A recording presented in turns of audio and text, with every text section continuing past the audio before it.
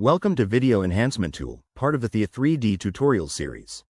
In this video, we will describe how to use the Video Enhancement Tool to adjust your videos prior to processing.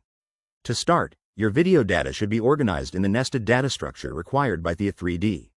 If your video data is not yet organized, you can watch the Organize Videos tutorial and complete that step before proceeding. The Video Enhancement Tool can be used to make adjustments for an individual trial within Theia 3D.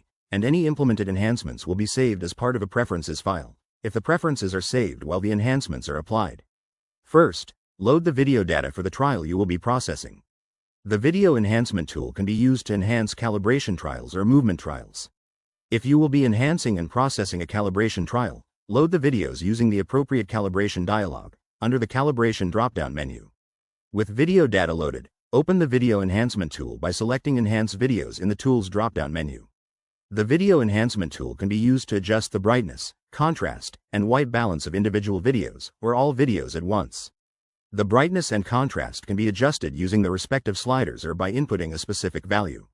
These values can be adjusted so that the videos better match how the environment appears to the naked eye. Adjusting white balance can be useful to correct for tinted or dark video data, particularly when processing lens or chessboard calibration trials. To adjust the white balance, select the box next to white balance, and click on the white rectangle to open the color picker. You can select a specific color, input color values, or use the Pick Screen Color option to select a pixel from within your loaded videos of a white surface, such as the chessboard.